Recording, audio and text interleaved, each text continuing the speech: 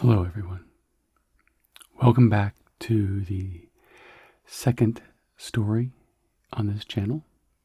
We are just getting started, getting to know the characters that I am writing about.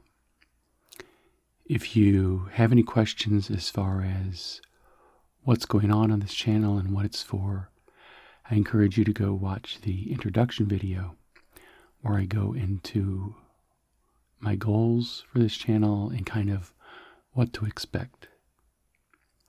Thank you for being here, and I hope that you enjoy this next story. There is a little bit of a warning or note up front. This is not a happy story.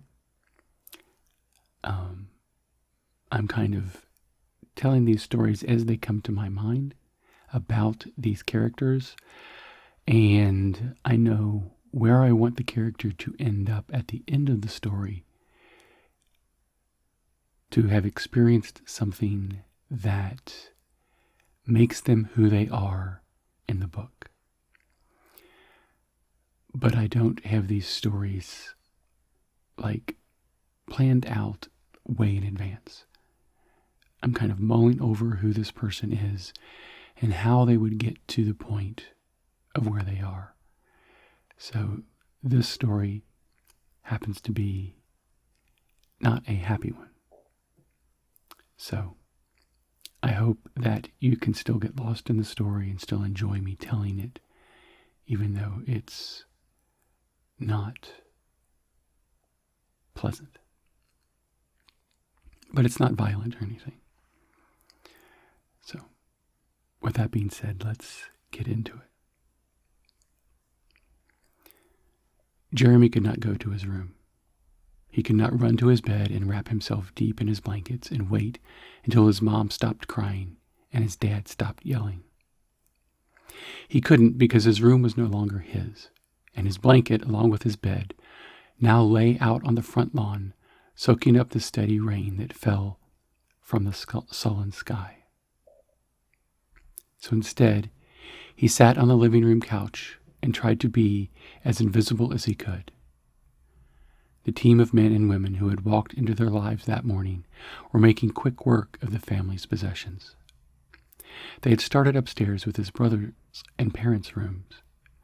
Windows were opened and things were tossed out. The sledgehammers they carried made sure that everything fit through the small openings. Two men with guns had pushed their way in first and trapped his parents in the kitchen. They all wore the same type of teal shirt that his dad wore to work every day, with the same pale yellow logo on their chest. But his dad didn't know any of these people. The conversation his dad had on the phone grew louder and louder, until he was screaming at the person on the other end. "Why are you doing this to us? What do you mean, breach of contract? Danny, what contract? I did read it. It was a standard boilerplate employment contract. Danny, I've got men standing in my kitchen with guns. My wife and child are traumatized and scared out of their minds, and all of our things are being destroyed in front of us.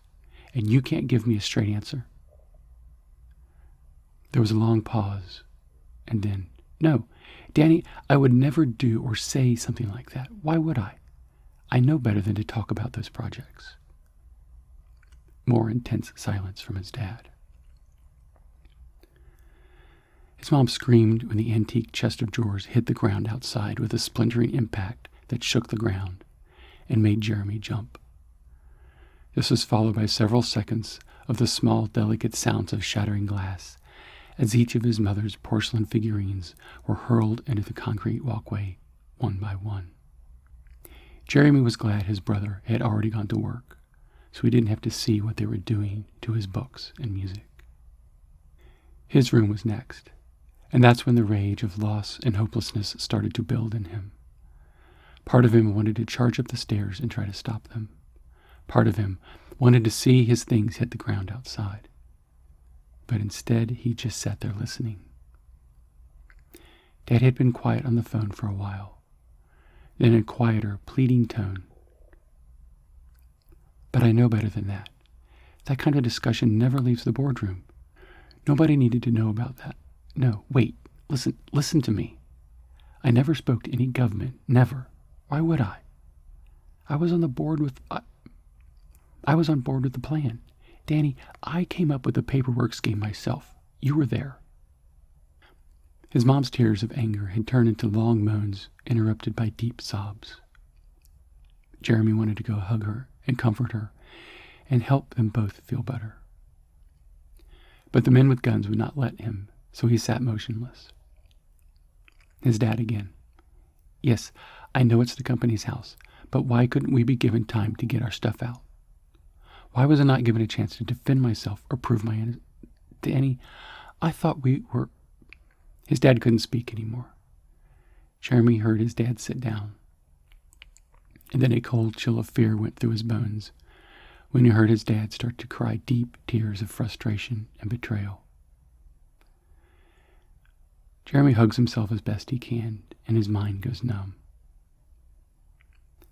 The next few hours were a blur. The team came downstairs and began to work again, room by room. In the end, Jeremy was alone in the corner of an empty living room, clutching his knees and staring at the floor. His parents had gone silent, exhausted by over 4 hours of yelling and crying and bargaining and failure. Finally, when the house was empty, they were allowed to leave. He ran to his parents, and they all three stepped out, walking through the shattered debris of their lives. They were allowed to leave in their car, and they drove through the crowd that had gathered. None of their neighbors had come to their defense.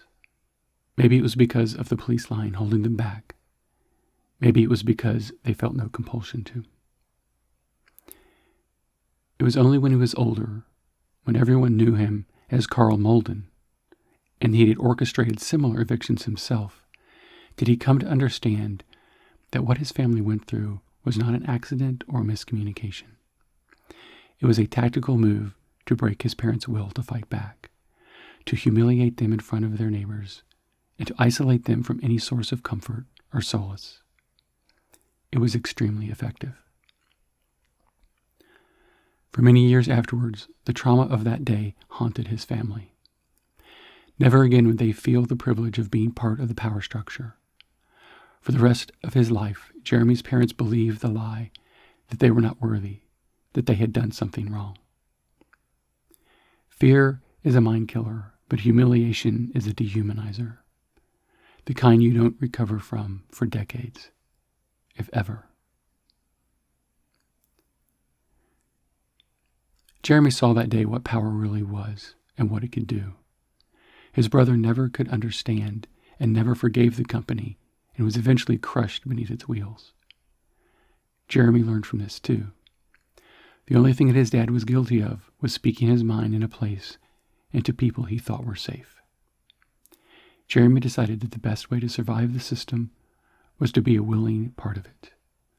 Survival was through yes, without question. Saying no never crossed his mind anymore.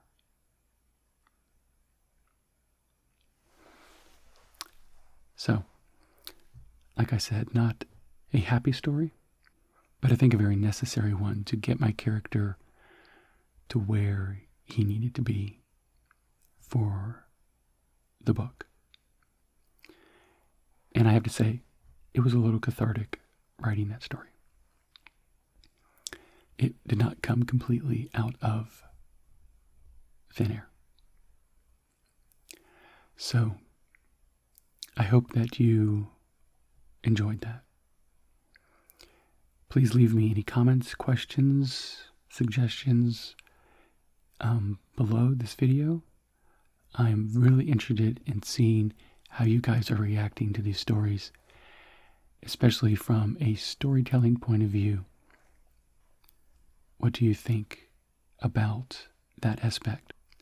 I edit them a little bit, but I do not pour over these in extensive detail and polish them up. So there may be some slight inconsistencies in the story or something like that. So let me know what you think. This is a rough draft. But thank you for listening. Hopefully, the next story will be of a different nature. I think it probably will. I don't want all of these to be dark, but sometimes that's life. And everybody's character is a combination of these good and bad experiences. So, I will see you next week for a new story. Thank you all. Bye.